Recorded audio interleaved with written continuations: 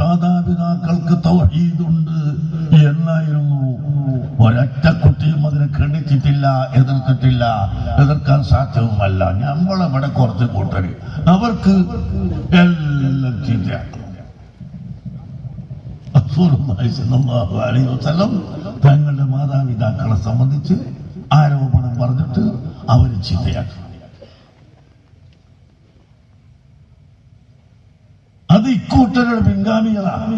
റസൂലുള്ളാഹി സ്വല്ലല്ലാഹു അലൈഹി വസല്ലം തങ്ങളോട് വന്നിട്ട് നീ ബർക്കത്തില്ലാത്ത ആളാണെന്ന് പറഞ്ഞ് ആ കൂട്ടരുടെ പിൻഗാമികളാണ്. അവിടുത്തെ ദീൻ പറഞ്ഞു കൊടുക്കുന്ന പണ്ഡിതന്മാരുണ്ടാകും. അപ്പൊ ഇവിടെ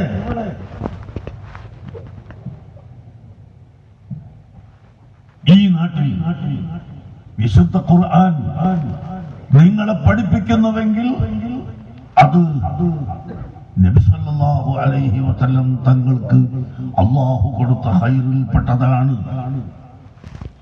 മർകസു സഖാഫത്തി സുന്നിയ ഷാഫി സഖാഫിയെ പോലെ 75,000-ഓളം വരുന്ന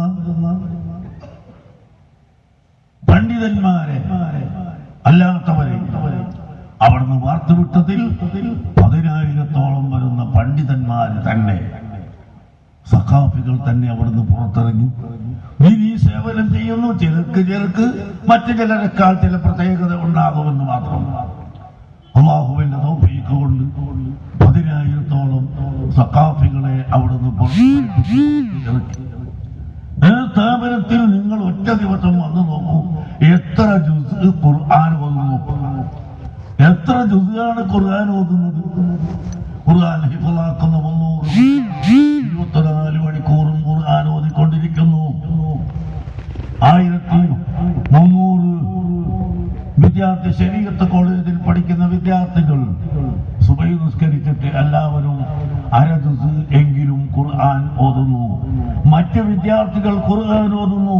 അങ്ങനെ ഓരോ ദിവസം എത്ര ഖത്മ്, എത്ര ഖുർആൻ അവിടെ ഓതിക്കൊണ്ടിരിക്കുകയാണ് മുതഅല്ലിമീങ്ങൾ. എത്ര സ്വലാത്ത് ചൊല്ലിക്കൊണ്ടിരിക്കുന്നു. സഹീഹുൽ ബുഖാരിയുടെ ഒരൊറ്റ ദർസിൽ 700 വിദ്യാർത്ഥികളുണ്ടാവും. ആ ഓരോ വിദ്യാർത്ഥി ഒരു പേജ് ഓതി തീർക്കുമ്പോഴേക്ക് ഏറ്റവും ചുരുങ്ങിയത് 5 മുതൽ 10 വരെ സ്വലാത്ത് ചൊല്ലും.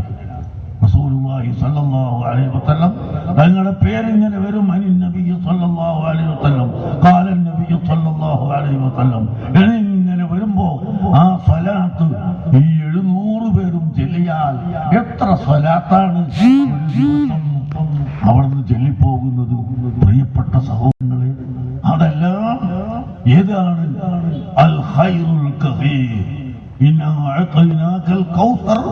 ഓ ഹബീബായ നബിയെ, അവിടത്തേക്ക് ഒരുപാട് ഖൈർ നമ്മൾ തന്നിരിക്കുന്നു എന്ന് അല്ലാഹു പറഞ്ഞ ആ ഖൈറിൽപ്പെട്ടതാണ് ഈ സ്വലാത്ത് ചൊല്ലുന്ന മുതഅല്ലിമീങ്ങൾ ഉണ്ടാവൽ, ഖുർആൻ ഓതുന്ന മുതഅല്ലിമീങ്ങൾ ഉണ്ടാവൽ. ഇങ്ങനെ അച്ചടക്കത്തോടു കൂടി നിങ്ങൾ ഇവിടെ വന്നിരിക്കുന്നു. ഇവിടെ എന്താണ്? യാതൊരു അത്ഭുതവും കാണാനില്ല. കാണാനന്ദകരമായ രീതിയിൽ പാട്ട് കേൾക്കാൻ വന്നതല്ല. അത്ഭുതമായ ഒരു വസ്തു സ്റ്റേജിൽ പ്രദർശിപ്പിക്കുന്നില്ല. നേരെ മറിച്ച് ഞങ്ങളെപ്പോലെ എളിയ പ്രവർത്തകന്മാർ ഞങ്ങൾ പഠിച്ച കാര്യം പരിശുദ്ധ ഖുർആനിന്റെ അർത്ഥം നിങ്ങൾക്ക് പറഞ്ഞു തരുമ്പോൾ അത് കേട്ട് ശ്രദ്ധിച്ച് നല്ല ജനങ്ങൾ ഇവിടെ വന്നിട്ടുണ്ടെങ്കിൽ, ഇതിന്റെ അപ്പുറത്ത് സ്ത്രീകൾ വന്നിട്ടുണ്ടെങ്കിൽ, ഇത് അല്ലാഹുവിന്റെ പൊരുത്തത്തിന് വേണ്ടി മാത്രം വന്നതാണ് എന്നതിൽ സംശയം ഇല്ല. അല്ലാത്തവരൊക്കെ ദൂരെ പോവും. അല്ലാത്തവർ വളരെ ദൂരെ പോയിട്ടാണ് കേൾക്കുക. അത് നബി സല്ലല്ലാഹു അലൈഹി വസല്ലം പഠിപ്പിച്ചിട്ടുണ്ട്. ജീവിതകാലത്തും ജനിച്ചത് മരിച്ചുപോയതിന്റെ ശേഷവും ഒരേ സ്വഭാവം തന്നെയാണ്. മരിച്ചു കഴിഞ്ഞാൽ അർവാഹുകൾ മിച്ചുകൂടും.